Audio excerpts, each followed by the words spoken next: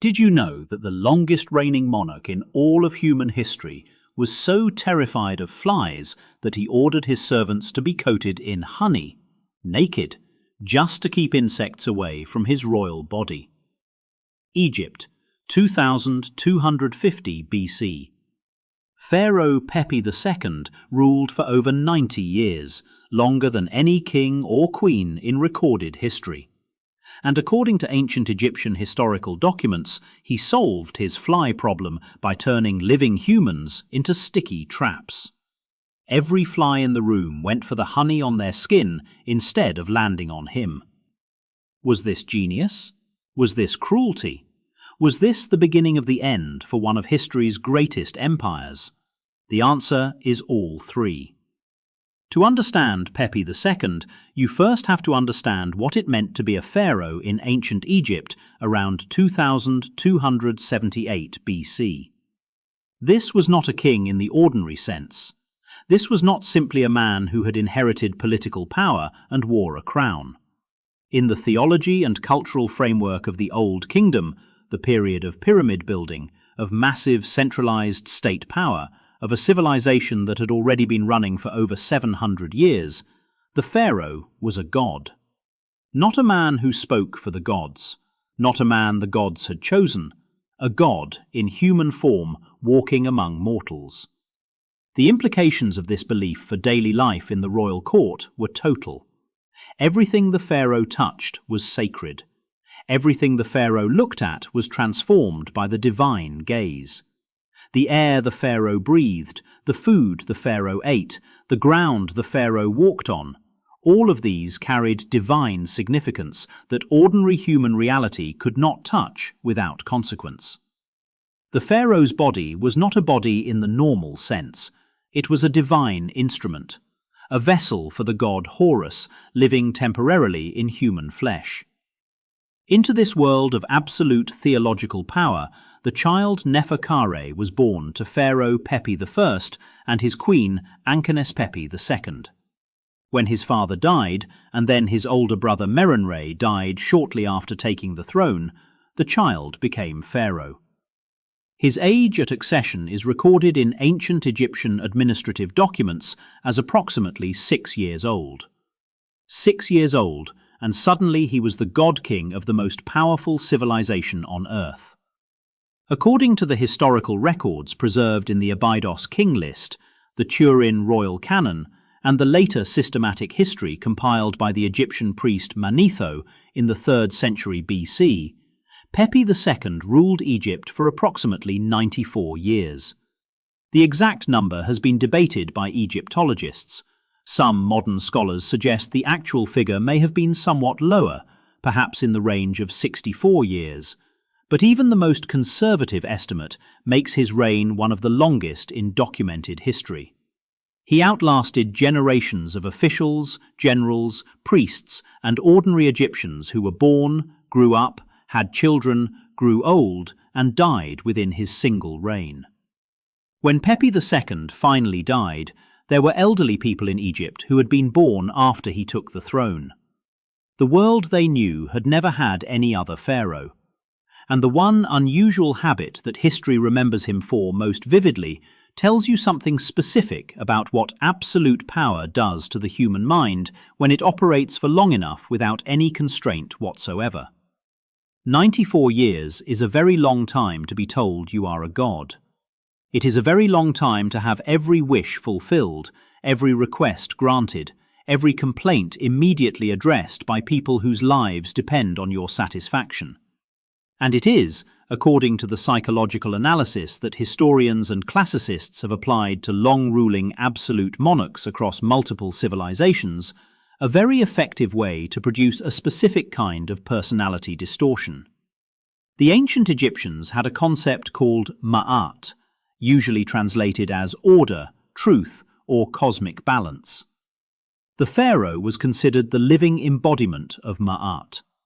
His role was to maintain the harmony of the universe by the correctness of his actions and the purity of his divine person.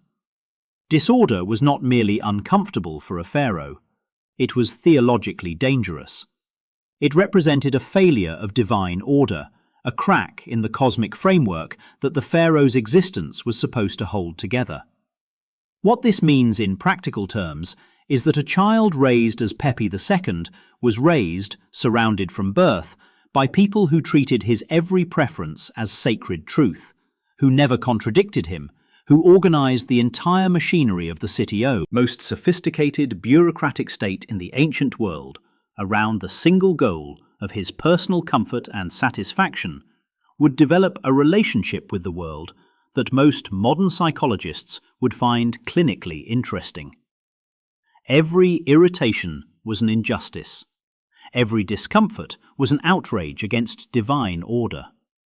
Every small annoyance that ordinary people simply tolerate as part of being alive was, to Pepi II, a violation of the cosmic principle that his person represented.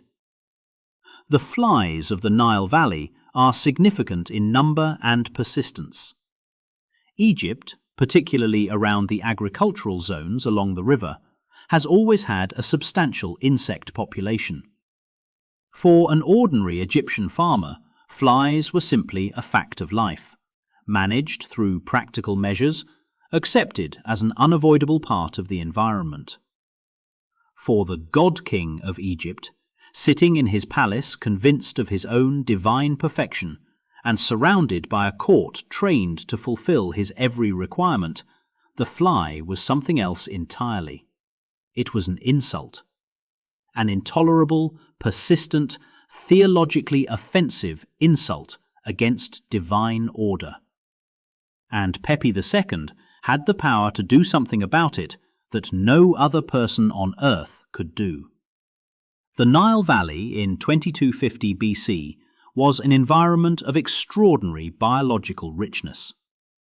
The annual flooding of the Nile that made Egypt's agriculture possible also created extensive wetland margins, shallow pools, and damp organic matter in enormous quantities, exactly the conditions that support large populations of insects, including flies of multiple species. Ancient Egyptian art, administrative texts, and medical documents all reference insects as a persistent feature of daily life, and the medical papyri from this period include various remedies for insect bites, stings, and the diseases that insect vectors could carry. For most Egyptians, insects were managed through practical household methods. Smoke from fires, plant-based repellents that archaeological chemistry has helped identify, physical barriers around sleeping areas, the kind of pragmatic, accumulated folk knowledge that any agricultural population develops over centuries of living alongside the natural environment. These methods worked tolerably well for ordinary purposes. But the pharaoh's household was not an ordinary household, and Pepi II's relationship with insects, particularly flies, appears to have gone beyond ordinary annoyance into something that the historical record suggests was closer to a genuine obsession. According to the ancient sources that document this aspect of his reign, including accounts preserved in texts that Manetho and other historians drew on, Pepi II found the presence of flies near his royal person intolerable, at a level that prompted him to devise an extraordinary solution. The solution he chose tells us several things simultaneously about his character, about the social structure of the Egyptian court, and about the way absolute power transforms the relationship between rulers and the people who serve them.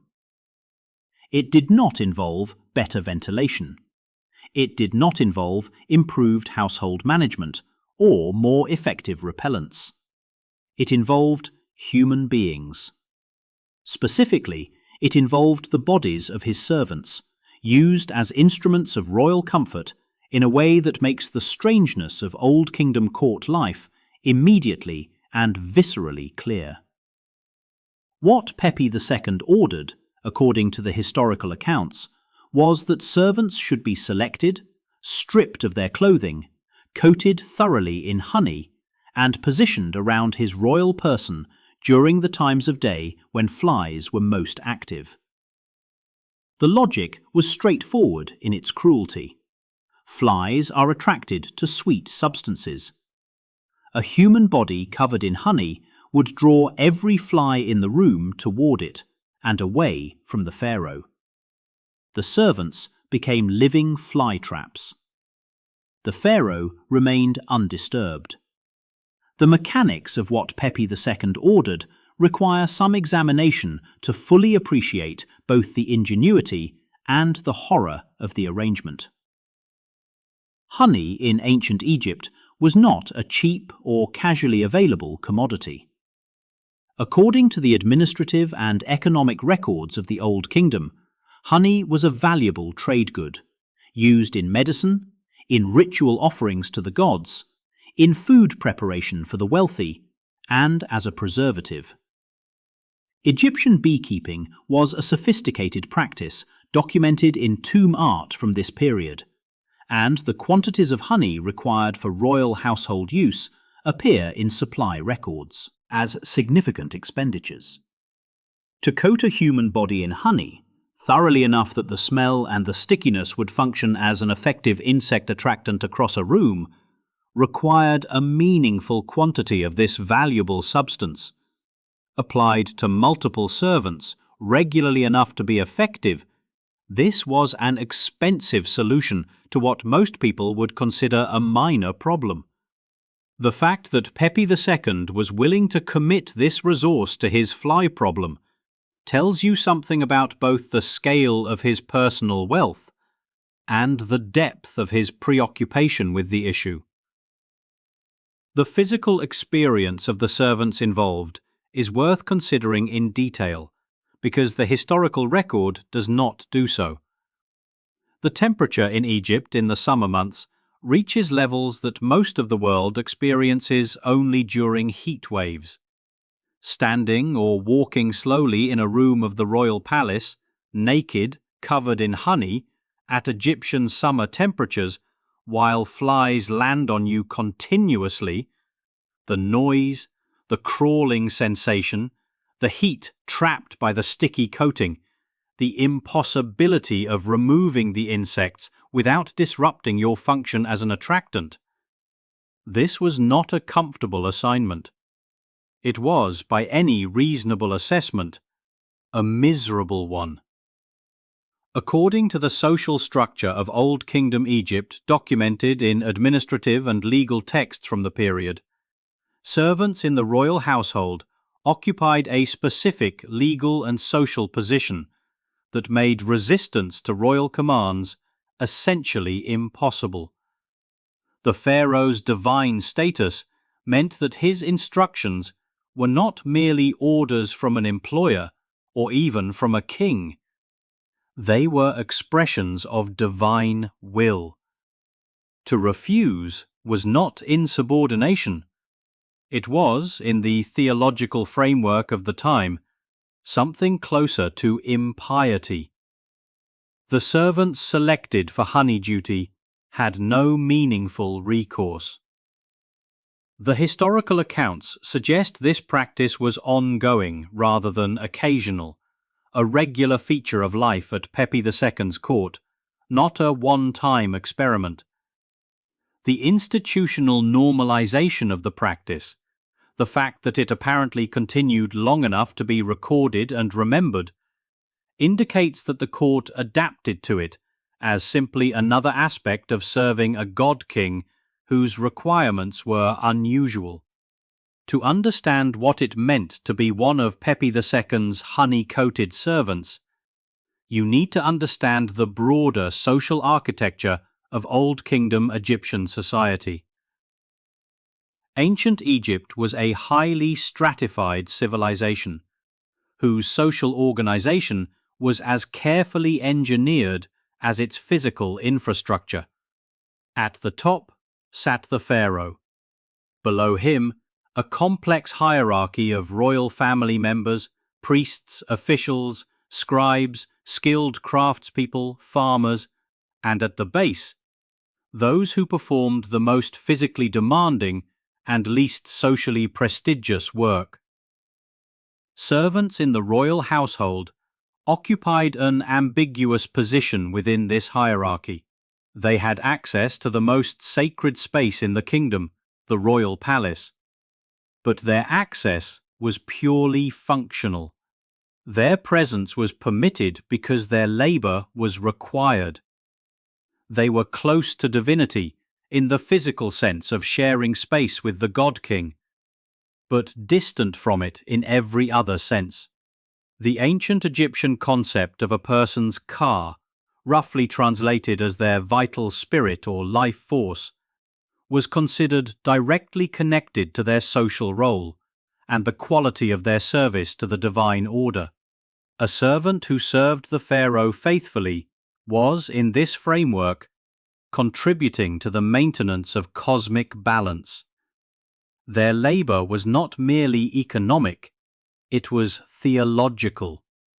This theological framing is important for understanding how the honey servant arrangement was rationalized within Old Kingdom court culture.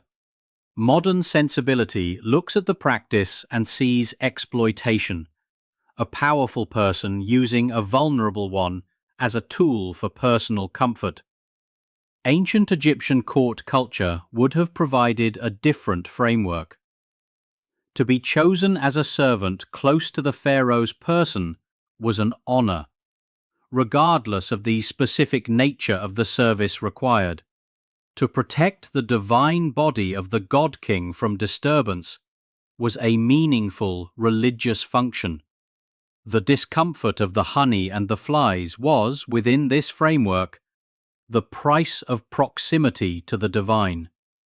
Whether the servants themselves experienced it this way is a question the historical record cannot answer, because the historical record of the Old Kingdom does not preserve the perspectives of servants. What we have are administrative documents, royal inscriptions, religious texts, and tomb art, all of which reflect the perspectives of those who held power, not those who served it. The honey servants of Pepi II are visible in the historical record as a detail of a king's behavior, not as people with their own experiences, preferences, or responses to their situation. The question that serious historical examination always asks about unusual ancient accounts is, how well documented is this, and how much should we trust the sources? The honey servant practice attributed to Pepi II occupies an interesting evidentiary position. It is not a modern invention or a dramatic legend that grew up around a more prosaic reality. It has genuine ancient roots, but those roots require careful evaluation. The primary ancient source for this specific detail is Manetho, the Egyptian priest and historian who compiled the Egyptiaca, a history of Egypt organized by dynasties, in the 3rd century BC, approximately 2,000 years after Pepi II's reign. Manetho's original work does not survive intact. What survives are quotations and summaries preserved in the writings of later authors, including the Jewish historian Josephus, writing in the 1st century AD, and the Christian chronographers Julius Africanus and Eusebius, writing in the 3rd and 4th centuries AD. This chain of transmission, from original event to Manetho's account to later quotations of Manetho, means that each link represents a potential site of distortion, simplification, or embellishment. However, the detail of the honey servants is not the only unusual element associated with Pepi II in the ancient record. Multiple ancient sources attribute to him behaviors that suggest a personality and a court culture shaped by extreme isolation and extreme privilege over an extraordinarily long period. The accumulation of consistent characterization across multiple independent sources, some drawing on Egyptian administrative records that no longer survive, gives historians more confidence in the general picture than they might have in any single account. The archaeological record of Pepi II's reign includes his pyramid complex at Saqqara, which has been extensively excavated and studied. The pyramid texts inscribed in his burial chamber, the oldest religious texts in the world, according to Egyptologists, document the theological framework that made his divine status both politically functional and psychologically total. The physical evidence of his pyramid and its associated structures confirms the historical picture of a long reign supported by enormous resources and administered by a sophisticated bureaucratic state. Setting aside the social and psychological dimensions for a moment, there is a practical, scientific question worth examining. Did the honey servant strategy actually work? Was it an effective solution to the fly problem it was designed to address, or was it primarily a performance of royal power that functioned as much symbolically as practically? Modern entomology provides some relevant context. Flies, particularly the common housefly, Musca domestica, and the various blowfly species common in Egypt, are primarily attracted to food sources by a combination of olfactory cues and visual signals. Sweet substances, including honey, do attract certain species of flies, particularly fruit flies of the family Drosophilidae, and some species of blowfly that have broader dietary preferences. The ammonia compounds in decomposing organic matter attract other species more strongly. The heat and carbon dioxide produced by a living human body are attractants independent of any coating. What this means practically is that a honey-coated human body in a warm Egyptian palace would indeed have attracted a significant proportion of the flies in the immediate environment. The strategy had a genuine basis in insect behavior. However, it would not have eliminated the fly problem entirely. Some species would have been attracted by the body heat and respiration of the pharaoh himself, regardless of competing attractants nearby, and the honey on the servants would have degraded over time, requiring periodic reapplication to maintain effectiveness. Honey itself has documented antimicrobial properties that ancient Egyptians understood well. Egyptian medical papyri, including the Ebers papyrus dating from approximately 1550 BC, roughly 700 years after the Pepi II, document extensive use of honey in wound treatment, skin care, and infection prevention. The Egyptians had observed through generations of practical medical experience that honey prevented infections, preserved organic matter, and had properties that plain water or other substances did not. Coating a person's skin in honey would have created a sticky antimicrobial layer that, while profoundly uncomfortable, might actually have offered some protection against the skin irritation and minor infections that heavy insect exposure can cause. The temperature dimension deserves attention. Egyptian summer temperatures regularly exceed 40 degrees Celsius in the Nile Valley. Honey applied to human skin in that heat would soften, potentially drip, and lose viscosity over time. The servants performing their function in high summer would have experienced an extremely unpleasant combination of heat, sticky liquid, and insects. A combination that no amount of theological framing would have made physically comfortable.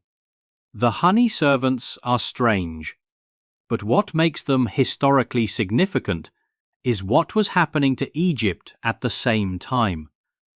Because the longest reign in history was also the reign during which the Old Kingdom, the civilization that built the pyramids, began its fatal collapse. The Old Kingdom pharaohs had maintained their authority through a combination of theological power, direct control of Egypt's agricultural surplus, and a centralized bureaucratic administration that managed every province from the royal capital at Memphis. The key was keeping the provincial governors, the nomarchs, dependent on the royal center. As long as no nomarch could build an independent power base, the pharaoh's authority was total. But 94 years is a very long time. During the early decades of Pepi II's reign, when he was a child and then a young man, the administrative systems still worked.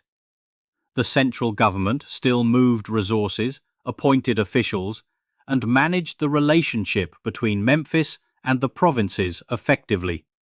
But as the decades accumulated, something shifted. According to the archaeological evidence from provincial tomb inscriptions of this period, the nomarchs were slowly acquiring hereditary power in their regions. Positions that had been royal appointments became family inheritances. Local governors began building their own monuments, their own courts, their own economic bases, independent of royal patronage. The long reign made this worse. A new pharaoh resets relationships, reasserts authority, replaces officials who have grown too comfortable. Pepi II never reset anything. The same families held the same positions for decades, then passed them to their children, then their grandchildren, all within a single reign. The central government aged in place, while the provinces grew more independent. By the time Pepi II was an old man in his palace, surrounded by honey-coated servants and divine ritual, the provincial power structure of Egypt looked nothing like it had when he took the throne as a 6-year-old boy. The collapse had not yet happened, but the conditions for it were already in place. Every year that passed without a new pharaoh was another year the nomarchs consolidated what they had built. Pepi II is not the only ruler in history whose extraordinarily long reign produced this specific pattern of isolation, personal obsession, and systemic decline. Comparative history reveals it with uncomfortable consistency across cultures and centuries. The Byzantine Emperor Justinian I ruled for 38 years, and in his later decades became increasingly dependent on a small circle of court favorites, delegating real authority while maintaining the forms of absolute control. His court grew more elaborate, more ritual-bound, more disconnected from the provinces it governed. The Chinese Emperor Qianlong of the Qing dynasty ruled for 60 years, and in his final decades fell entirely under the influence of a single corrupt favorite named He Shen, whose theft of imperial resources was so systematic that when he was finally arrested after Qianlong's death, the value of what he had stolen was estimated at roughly 15 years of the entire empire's tax revenue.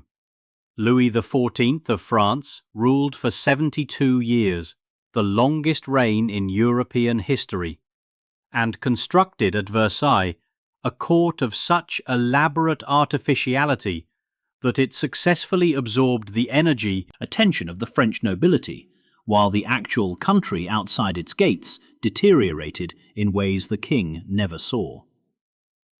What these cases share with Pepi II is the progressive narrowing of the ruler's world, combined with the progressive amplification of personal preferences and fears. The absolute ruler who has reigned long enough loses contact with ordinary reality, because ordinary reality has been systematically removed from his experience. Every mechanism that provides normal human beings with feedback, contradiction, failure, the natural consequences of bad decisions has been eliminated. What remains is a closed system in which the ruler's preferences become the organizing principle of everything and everyone around him. In this context, the honey servants make a different kind of sense. Pepi II was not uniquely cruel or unusually irrational. He was a man who had lived for 90+ years inside a system designed to fulfill every preference he expressed. The flies were uncomfortable. He had the power to address that discomfort. He used it. The fact that his solution required coating human beings in honey and stationing them as living insect traps was simply a measure of how far the closed system had travelled from any point of proportion. Pepi II died, probably in his 90s, and was buried in his pyramid complex at South Saqqara. His pyramid texts, the oldest religious writings in the world, according to Egyptologists, covered the walls of his burial chamber with spells and declarations of divine identity. The civilization that had sustained him for nearly a century prepared his body for eternity with the same meticulous care it had always devoted to its god-kings. Within a generation, that civilization was in crisis. The first intermediate period that followed the Sixth Dynasty was roughly 150 years of political fragmentation, regional conflict, reduced construction, and institutional collapse. The centralized power that had built the Great Pyramids was gone. Egypt would eventually reunite under the Middle Kingdom pharaohs, but the specific structure of the Old Kingdom, the pyramid-building, god-king civilization of Pepi II's world, never returned in quite the same form. Modern Egyptologists who have studied this collapse identify multiple contributing factors. Climate shifts may have reduced Nile flood reliability and therefore agricultural productivity. The cumulative cost of pyramid-building programs across many generations had strained state resources, and the progressive fragmentation of central authority during Pepi II's extraordinarily long reign had allowed provincial power to develop beyond the royal government's capacity to reverse. What the honey servants tell us, looking back across 4,000 years, is something precise about the relationship between power and judgment. Pepi II had more power than any individual alive during his reign. He commanded armies, priests, engineers, and administrators across the most sophisticated state in the ancient world. And one of the things he chose to do with that power was coat his servants in honey so that flies would land on them instead of him.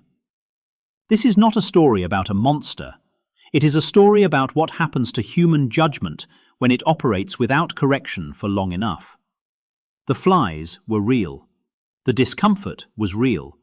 The solution was logical inside a world where nothing had ever pushed back. The tragedy of Pepi II is not the honey. The tragedy is the closed system that made it seem reasonable. History records pharaohs in stone because stone lasts. But what endures longest is the detail that reveals the person behind the power. And the person behind the longest reign in recorded history was afraid of flies, and had enough power to make that fear someone else's problem for the rest of his life.